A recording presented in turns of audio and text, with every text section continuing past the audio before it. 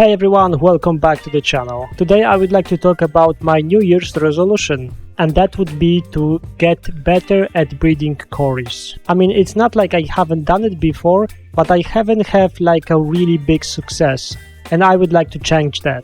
So my thinking is that if I share with you publicly that I'm trying to do it, then I will have a huge motivation to succeed and to show you every step of the way. And today is the step number 1. Creating cory breeding tank.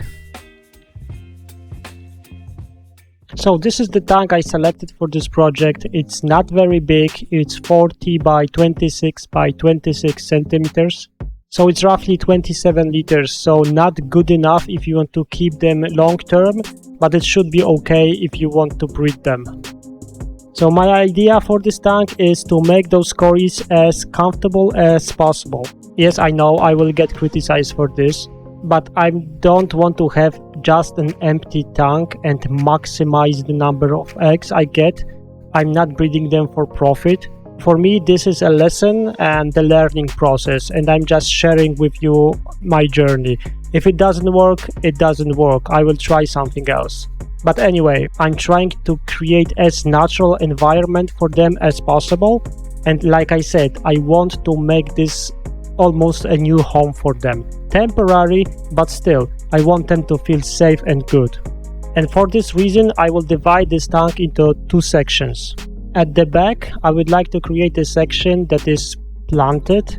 I want the cories to have some places to hide. I want them to see a lot of green. And honestly, I would like this tank to also look good. It's not going to be like a crazy aquascape, but hey, nobody said that breeding tanks are supposed to be ugly. So as you can see, to create those 2 sections, I'm using driftwood. It's very beneficial for the fish. It will bring down the pH, it will make it a little bit more stable, and it will also release some tannins into the water column, which is also very beneficial for the fish. The part that is supposed to be planted, I will also fill with active substrate. This one is obviously for the benefits of the plants. I want them to grow quite quickly to fight off the algae, and I want them to look nice and healthy. I don't want this active substrate to be visible, this is why I will cap it with sand. And regarding sand, I will also put a thin layer of it into the front section of this tank. In general, the front of the tank I would like to leave quite empty, because I mentioned before already, this tank is not very big and I would really like my cories to have a lot of swim room. And also they really like to look around and dig a little bit in the sand. This is how they like to find their food, and I don't want to take this away from them. And this is how it looks like before planting. So very thin layer for the cories at the front and thick substrate for the plants in the back.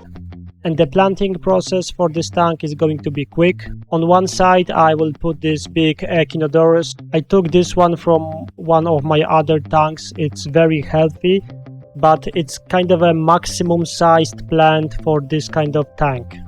It will create kind of a shaded area for the cories to feel safer, and that's the idea. And on the right hand side I will put a lot of Liliopsis. I noticed that in my other tanks, cories kind of like to swim between those plants, so this is why I decided to put it also in here. So after I was done with those plants, I actually decided to move the tank into its place to see how it looks and fill it with water. And this is the result I got. It doesn't look really good, but it also doesn't look bad. But most important, this is exactly what I wanted. So I have a back section that is filling with plants, and I have completely empty front. And very important, the front is filled with very fine sand. This is something that cories absolutely love. But we are not done yet with the planting, so let's continue.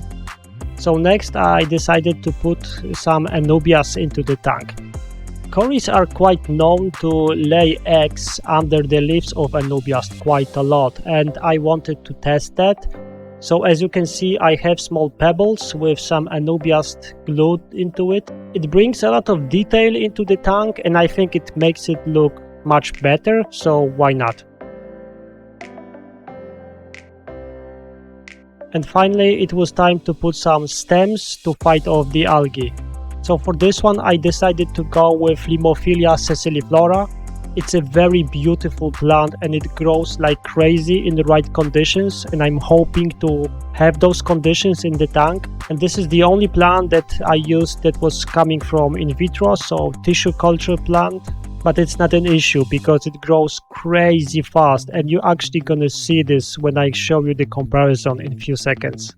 But anyway, I placed it kind of in the middle of the tank but still in the back, and I think it helped to bring the tank together, and I think that it completes the scape quite nicely. To finish off the planting part, which is not really a planting, I put some floating plants. This time I went with red root floaters because I just wanted to have anything red in this tank, and some simple salvinia. So this is how the tank looks like right after I'm done with the planting. It obviously doesn't look fully grown, it's like done 5 minutes earlier, but for a breeding tank I really think it looks quite okay. I don't think I ever showed you this, but this is the shelf for my tanks that I have, and I think that the new creation actually completes it quite well. And remember that during the creation I always had cories in mind, nothing else. So this is why we have some swim room with sand on top of it. We have a lot of plants for them to hide in. There will be a lot of shade, all of it to make the cories happy. And now we are moving forward 3 weeks and we have something like this. I told you the Limophilia is fast growing. Look how bushy and big it got. Comparing with the tiny in vitro plants I planted only 3 weeks ago, this plant is absolutely huge. But let's not wait any longer because I know that you want to see our happy cories, and here they are. There you go guys, I hope you will enjoy your temporary stay, and honestly I really count on you to breed for me, so go ahead. Yeah, by the way, I put more Anubias, you probably noticed this. I did it off camera, it didn't grow in 3 weeks just like that. Okay, so this is how the tank looks right now. It's very green, it looks very vivid, but the most important fact, the cories really seem to love it. I can see them all the time. They are very active, they are swimming like crazy, they are eating a lot of food. I couldn't be more happy about their health and behavior. The only thing that we didn't have is breeding.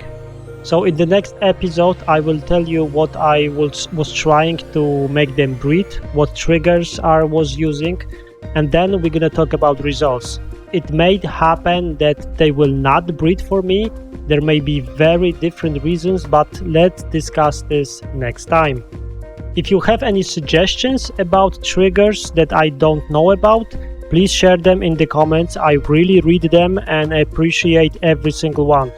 But for now, thank you very much for watching. I really appreciate this. If you like the video, please hit the like button. It really helps me out.